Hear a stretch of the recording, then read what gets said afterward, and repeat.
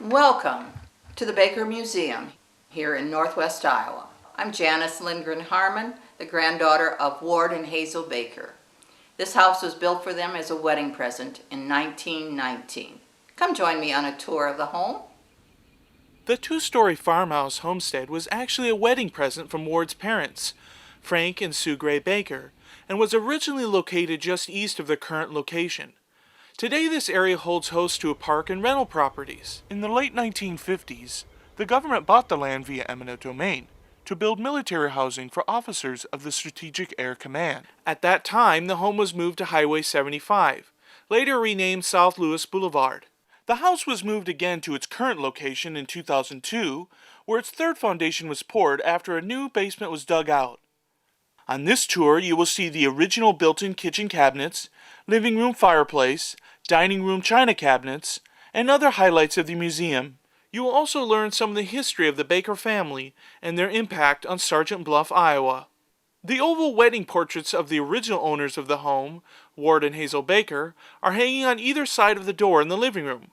Ward Baker was a prominent member of the community and the president of the grain elevator.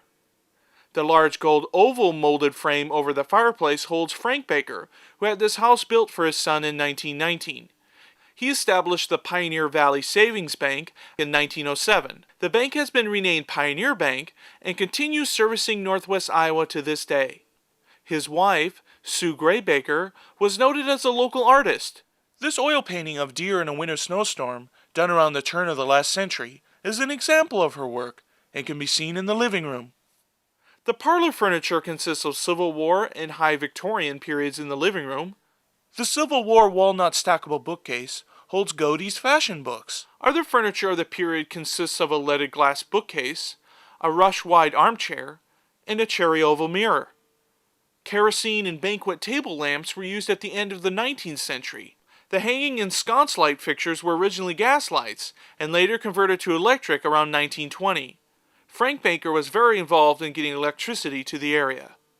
The Victorian red-puffed velvet settee and matching chair was a look for the first decade of the 20th century. The needlepoint footrest was stitched around 1940 by Hazel Baker.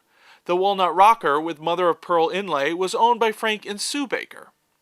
This shadow box displays the visiting cards of relatives. Hazel Baker's hand-carrying case with her visiting cards is shown on the top of the dental case. And when visitors did come, often the Victrola was played for social tea events. In the dining room are two portraits in their original frames. A 1900 sepia portrait of Sue Gray shows her in her high fashion lace blouse.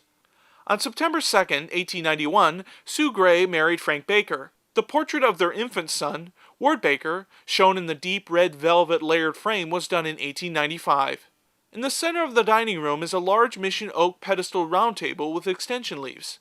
The sideboard china cabinet was owned by Ward and Hazel Baker and has been in this location since the house was first opened. Next to the china cabinet is a pass-through space from the kitchen to the dining room. The swing door kept the dining room separate from the country kitchen. The kitchen still has its original floor-to-ceiling built-in cabinets, which includes its large flour in tin bread bins. The wood floor was resanded after the 1950s asbestos tiles were removed. Recent displays include a laundry exhibit and home-sewn aprons. On the wall along the staircase is a permanent display of kitchen utensils, which includes wooden mallets, handmade brass and iron ladles, and plastic-colored cookie cutters from the 1950s. On the stairs are a collection of butter churns. The oldest butter churn is cone-shaped. It could have been seen in homes in the 1700s. The staircase enables traffic flow from the kitchen to the living room, or to the upper floor, where 4 bedrooms display theme rooms. As you continue your tour upstairs, you will be viewing the Pioneer Room, which exhibits mid-1850s bedroom furnishings, like this maple rope bed that could be carried easily across the country in covered wagons. This privacy screen conceals a primitive wooden potty chair. The not use of chamber pots was important before indoor plumbing. This small chamber pot cabinet dates from 1865 and was owned by the Ningard family in Arthur, Iowa. As you step into the hallway, one can open the lid of the traveling trunk for the young bride. The lower trunk section has the original wallpapered interior. Young child brides moved from their family homes that often meant days of travel time away from the childhood residence. In the sewing room across the hall are displays of Sergeant Bluff School history, music items, and sewing tools including spinning wheels. On display is Eileen Baker's Sergeant Bluff High School diploma from the class of 1934. She was the author of Sergeant Bluff's early history. History of Pioneer Valley, The Story of a Century at Sergeant Bluff, published in 1952. This 1950s school desk was Georgia Mather's 5th grade teacher's desk at the Sergeant Bluff Middle School. These early sewing tools include a wool carder, a flax hackle, cast irons, a Florence Treadle sewing machine, a wooden loom, and spinning wheels. The fashion room has revolving displays with seasonal selections from spring, summer, fall, winter, Christmas, and weddings. The 1910 Parasol oak case with domed glass lid was used in a department store. The hat display also changes seasonally. This wall-mounted shadow box contains the 1880s beaded artwork, which was sewn onto the fitted bodice for an additional accessory to a lady's garment. The baby's room started life for the Baker girls, and was later converted into a sewing room.